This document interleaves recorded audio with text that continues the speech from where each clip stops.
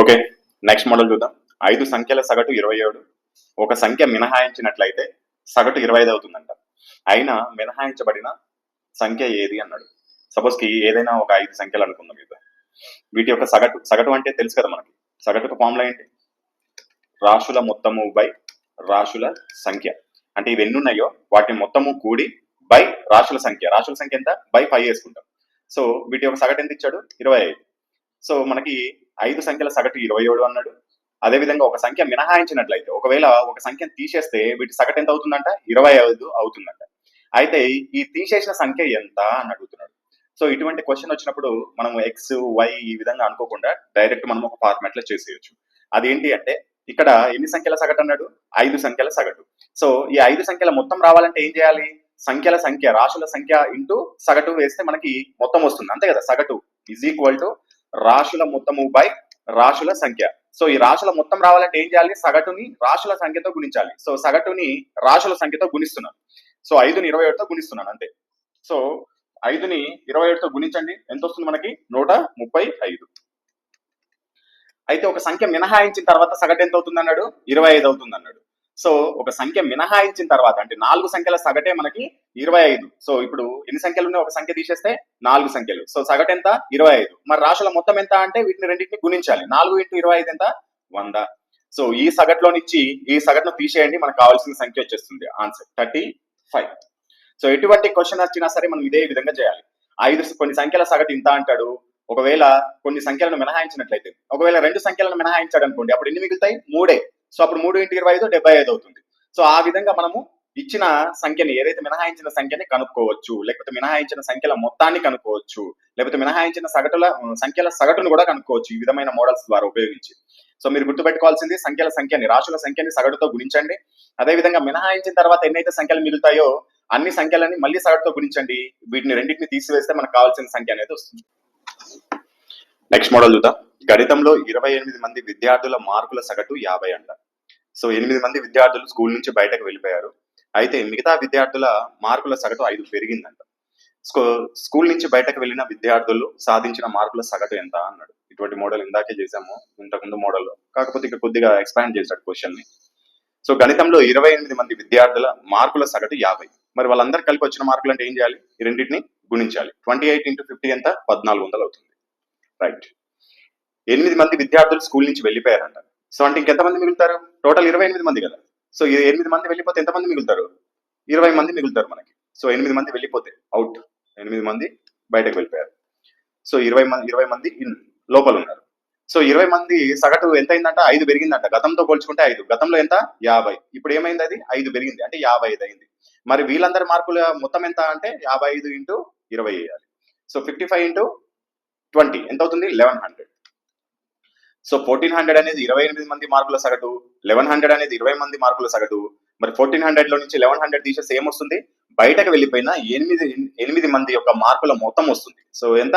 1400 - 1100 అంటే 300. ఈ 300 ఏంది?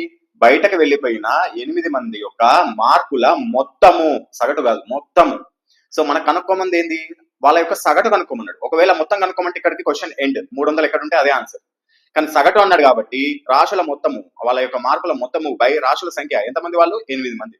సో 300ని 8తో భాగించండి, మనకి 8 × 3 = 27, 7 = 37.5 వస్తుంది ఆన్సర్. సో ఎక్కడ ఉంది? ఇక్కడ ఉంది. సో కరెక్ట్ ఆన్సర్ ఎంత? Option B.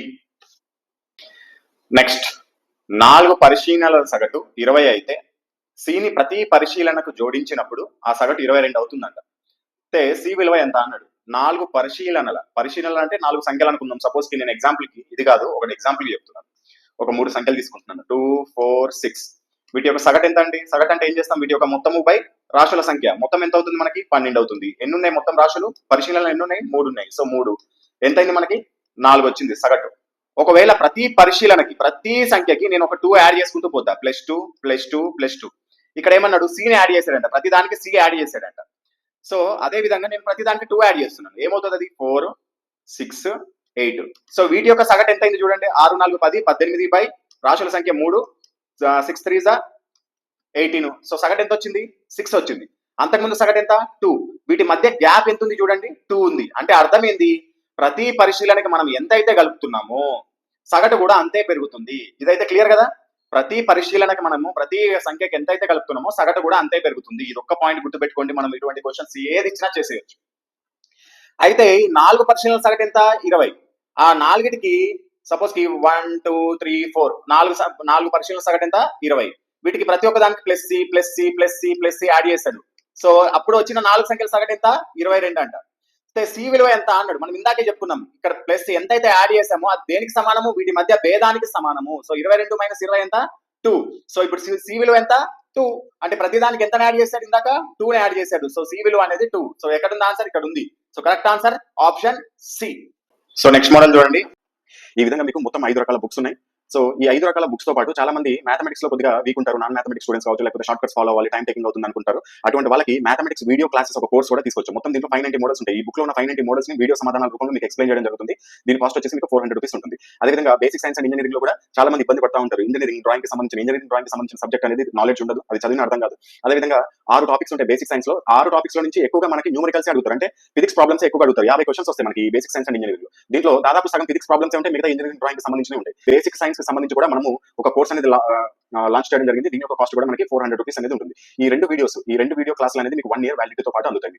మీకు బుక్ యొక్క ఇండెక్స్ డిస్క్రిప్షన్ బాక్స్ లో ఉన్నాయి. అదేవిధంగా మ్యాథమెటిక్స్ వీడియో క్లాస్ కూడా ఒకటి ఫ్రీ క్లాస్ అనేది మీకు డెమో క్లాస్ అనేది మీకు డిస్క్రిప్షన్ బాక్స్ లో ఉంటుంది. ఈ బుక్స్ అనేది మీకు అన్ని హోమ్ డెలివరీ అవుతాయి. సపోజ్ మీరు ఏదైనా బుక్ తీసుకోవాలనుకున్నారనుకోండి, ఈ బుక్ తీసుకోవాలనుకుంటే 499 పే చేసుకొని మీరు ఆ స్క్రీన్ షాట్, అదేవిధంగా మీ యొక్క అడ్రస్, అదేవిధంగా బుక్ నేమ్ వాట్సాప్ కి పంపినట్లయితే మీకు ఆ బుక్ వచ్చేస్తుంది. ఒకవేళ 2 బుక్స్ తీసుకోవాలనుకున్నారనుకోండి, కాంబో ఆఫర్స్ ఉంటాయి. సపోజ్ కి మీరు ఏదైనా ఒక సింగిల్ బుక్ తీసుకోవాలంటే ఏదో ఒక బుక్ తీసుకోండి, నో ప్రాబ్లం. ఒకవేళ కాంబో తీసుకోవాలనుకోండి, ఎనీ 2 బుక్స్ పైన చూపించిన 5 బుక్స్లలో ఏదైనా సరే మీరు 2 బుక్స్ తీసుకుంటే మీకు 960 రూపీస్ పడుతుంది. సో 960 రూపీస్ పే చేసుకుంటే మీకు ఆ 2 బుక్స్ పేర్లు మెన్షన్ చేస్తే వాట్సాప్ లో మీకు డైరెక్ట్ ఆ బుక్స్ పంపించేస్తారు. ఫ్రీ డెలివరీ ఉంటుంది. అదేవిధంగా 3 బుక్స్ అయితే 1399, 4 బుక్స్ అయితే 1850 ప్లస్ 4 బుక్స్ తీసుకున్న వాళ్ళకి ఈ క్లాసెస్ ఏదైతే 400 రూపీస్ క్లాసెస్ ఉన్నాయో ఇవి ఫ్రీగా వస్తాయి మనకి.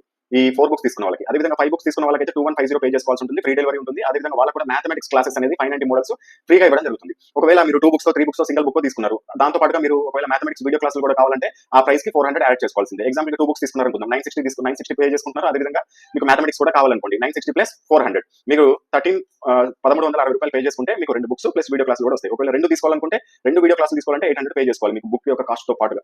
సో ఇది దీని యొక్క ప్రాసెస్. ఒకవేళ ఎలా తీసుకోవాలనుకుంటే ఇక్కడ డిస్ప్లే పైన చూపిస్తున్న ఫోన్ పే లేకపోతే గూగుల్ పే కి మీరు పేమెంట్ చేసుకోండి. ఆ పేమెంట్ చేసుకున్న స్క్రీన్ షాట్ ని సేమ్ ఇదే నెంబర్ వాట్సాప్ నెంబర్ పంపండి. సో వాట్సాప్ నెంబర్ కి ఏమేమి డీటెయిల్స్ పంపాలంటే మీ యొక్క address, payment screen shot, book names. ఈ మెయిల్ ఐడి అనేది ఎవరు పంపాలంటే కోర్సు తీసుకున్న వాళ్ళు, ఆన్లైన్ కోర్స్ ఉంటుంది కదా వీడియో క్లాసులు, అవి తీసుకున్న వాళ్ళే మాత్రమే మెయిల్ ఐడి పంపాలి. ఓన్లీ బుక్స్ వాళ్ళైతే మెయిల్ ఐడి పంపాల్సిన అవసరం లేదు. మెయిల్ ఐడి ఎందుకు అంటే ఒకవేళ మీకు 1 year వ్యాలిడిటీ ఉంటాయి వీడియో క్లాసులు, మధ్యలో ఒకవేళ మీరు లింక్ పోగొట్టుకున్నా కానీ మీకు యాక్సెస్ అనేది మెయిల్ ఐడి ద్వారానే ఉంటుంది. సో కాబట్టి మెయిల్ ఐడి ముందుగా తీసుకుంటాము. మీకు లింక్ అనేది డైరెక్ట్ గా వీడియో క్లాస్ లింక్ అనేది మీకు డైరెక్ట్ గా వాట్సాప్ పంపించడం జరుగుతుంది. ఎటువంటి యాప్ కానీ వెబ్సైట్స్ కానీ ఏమి డౌన్లోడ్ చేసుకోవాల్సిన అవసరం లేదు. మేము పంపే లింక్ ఓపెన్ చేసి డైరెక్ట్ మీరు క్లాసులు అనేది వినొచ్చు 1 year వరకు. సో ఇది ప్రాసెస్. ఏదైనా డౌట్ ఉంటే సేమ్ ఇదే నెంబర్కి కాల్ చేసి కూడా క్లియర్ చేసుకోవచ్చు. All the best.